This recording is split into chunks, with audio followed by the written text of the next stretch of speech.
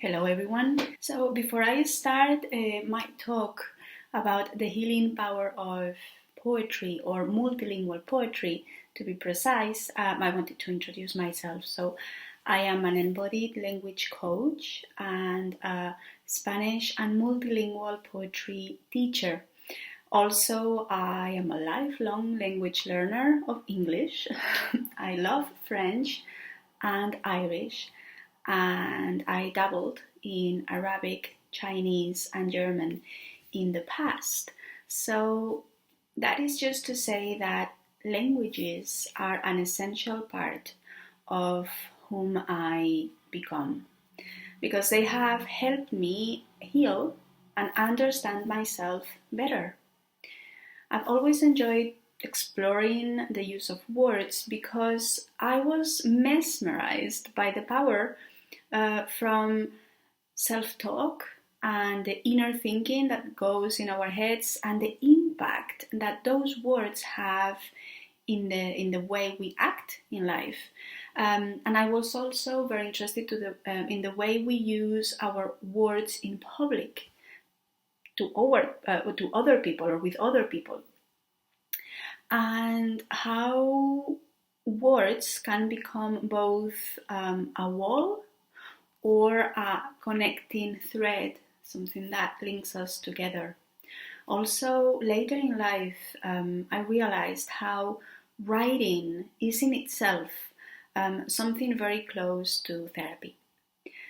I think I read somewhere or heard somewhere someone saying, I don't know what I think until I write. And I would add that I don't understand myself or I don't know what I think until I write it and then I read it.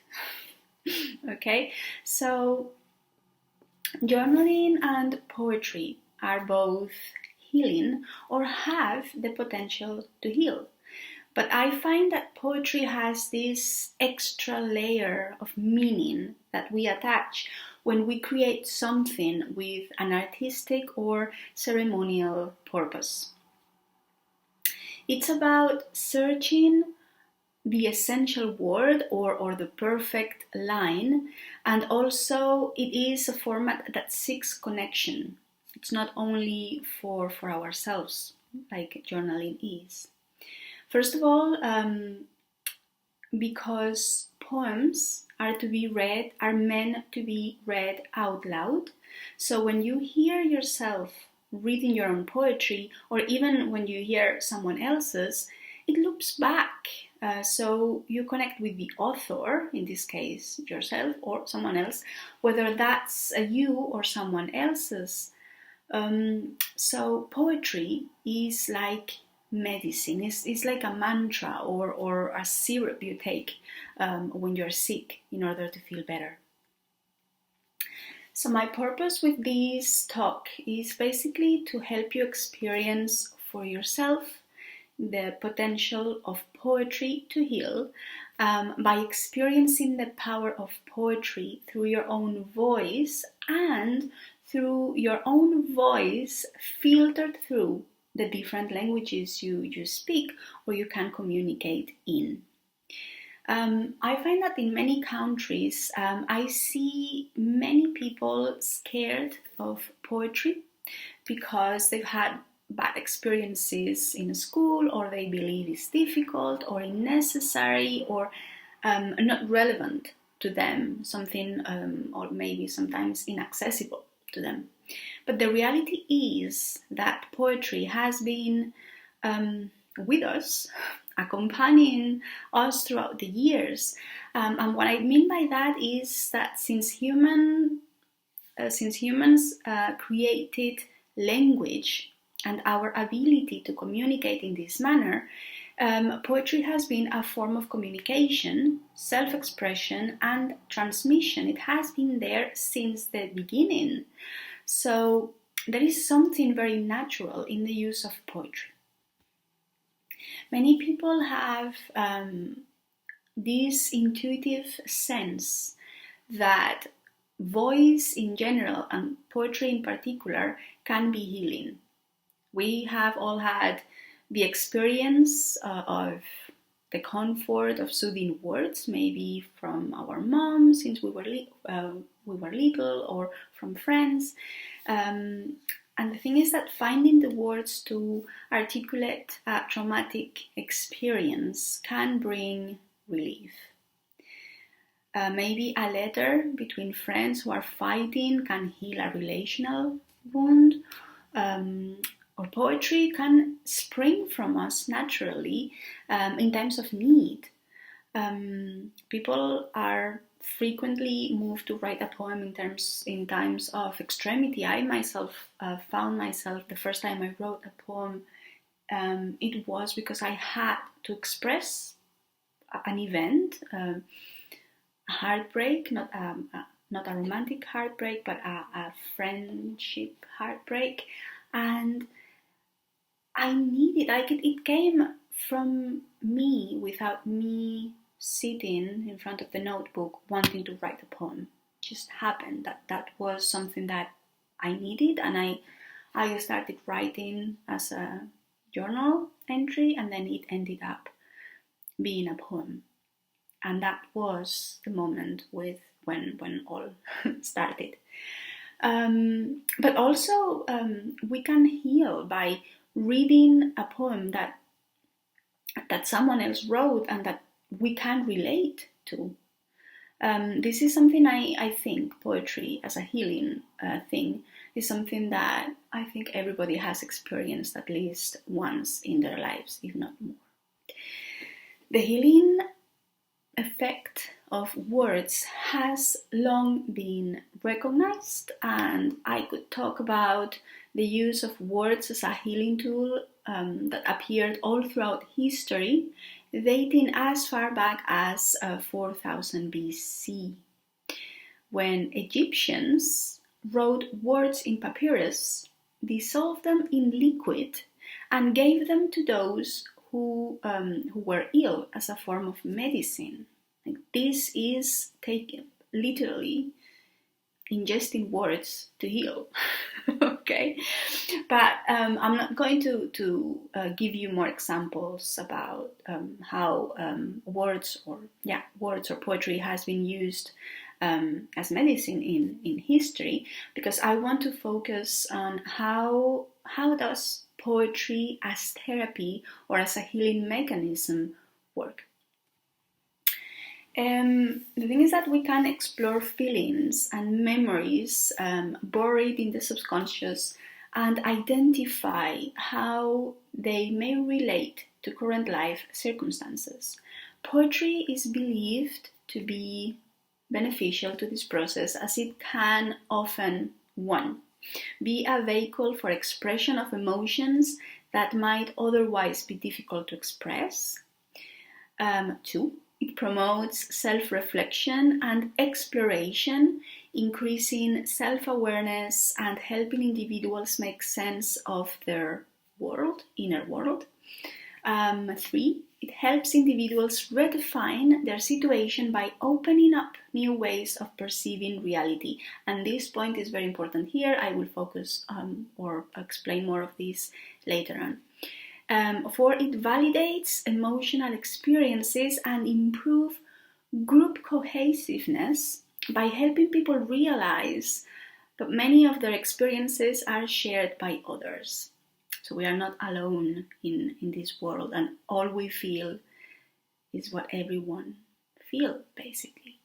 And finally, on a more professional level, poetry helps therapists gain a deeper insight into those they are treating. So there are 3 main ways in which one can use poetry as a healing tool, which follow the model introduced by Nicholas Matza, which is the founder of modern poetry therapy. The 3 main ways to use poetry as a healing tool are receptive, the expressive or creative, and a symbolic or ceremonial. In this talk, I'm going to focus mostly on the second one, which is the expressive or creative, that is, creating your own poems in multiple languages in this case. The process of writing can be both cathartic and empowering, and often frees blocked emotions or buried memories and gives voice to one's concerns and strengths. In mainstream culture, there are subjects that we don't talk about. They are taboo. For example, even though each one of us is going to die, we do not talk about dying or death as a conversation. We don't have a conversation about that. We avoid it. And also there is a lot of resistance against self-exploration, as if we were scared of what we may find, or as if we thought that we are not able to deal with it, so we avoid it.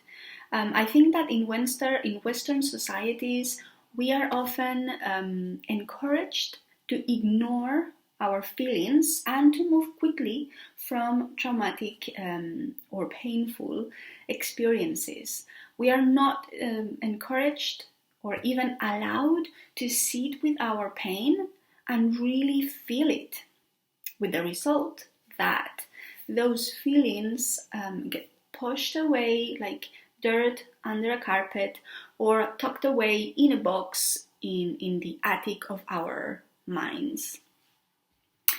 And that ends up being something we don't clean because we fear is going to be too much work, and so we try to ignore it. But the reality is that even if we manage to ignore that, we know it's there. And we spend energy in avoiding cleaning this dirt or dealing with these emotions instead of dealing with them. We are still spending energy. That creates blocks, and blocks are not good. So poetry allows us to deal with the emotions, in the process of remembering the event, relating to that event, and the emotion that we tucked away in that box in our attic, in our minds. So we relive, as in we live again, that emotion. And with that, we relieve its pressure and release the hold that event had on us. And that's the healing part. That's healing. There is proof that through poetry as therapy, many people are able to integrate difficult feelings, reframe traumatic events, and develop a more positive outlook for the future, which is very cool. Now, how does multilingual poetry add to this healing power? Well, the first thing is that writing in a non-native language creates a distance with that event, with that emotion, which in a way softens the act of relating to this event and reliving again that event. Also, because I think that, I know that every language has a different mindset, a different worldview, or a different way of solving problems. This different mindset permeates, consciously or not, through our expression in that language. I believe that we become a different person in every language we speak. We adopt a different frame of mind with every language we speak, or in this case, we write in.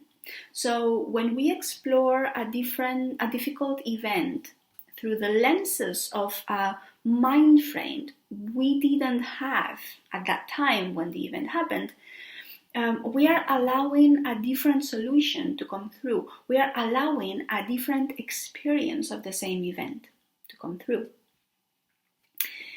I wanted to introduce here a note on healing, which I find is really interesting and cool, is that in Chinese, the written character for a poem is composed of two characters. One means word and the other means temple. Together, they mean poem. The wisdom of poetry is in the combination of the sacred and the word, as illustrated by the character in Chinese. It is sacred. We give meaning. Sacred is not. It's nothing more than giving meaning to something. We make it sacred. We make it meaningful. So I'm going to start ending this talk, and I wanted to bring to the forefront the idea that poetry is nothing more and nothing less than meaning making, or making sense of something, and from there making it important, making it meaningful so that we can learn from it and let it go. But before I let you all go and continue with your lives and with the rest of the talks in this summit, I'd like to say that poetry has definitely healed me. When I read or listened to some poems that made me feel not alone, or that made me cry so hard, that served as a cathartic moment. It was pure release. They keep healing me with every poem I write, that allows me to either see the event in a different light, or again work as a release. And also they heal me when I use them in a symbolic or ceremonial way. For example, when I write a poem and then I burn it, that is really a really nice experience. Or when I read a poem I relate to, almost as one would read a prayer, right? So I want to leave you with a poem that has healed me in the recent years when I suffered from stress and burnout. This poem by W.H. Davies is called Leisure.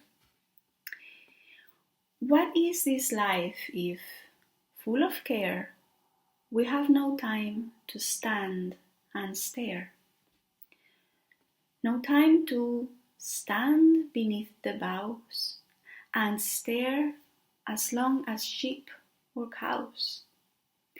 No time to see, when woods we pass, where squirrels hide their nuts in grass. No time to see, in broad light, streams full of stars like skies at night. No time to turn at beauty's glance and watch her feet, how they can dance. No time to wait till her mouth can enrich that smile her eyes began. A poor life this, if, full of care, we have no time to stand and stare. So this is all from me. If you are interested in knowing more about how to use poetry to heal yourself, or use it even with other people, maybe your clients, if you're a teacher or coach, or even if you want to be guided to experience poetry as a way to heal and improve on your language, which is also an interesting angle, reach out. Find me in my website, which is my full name, mariaortegagarcia.com, or email me at maria@mariaortegagarcia.com. That's all from me, and thank you again for allowing me to be here and participate in this summit, and I hope to connect after this. Bye.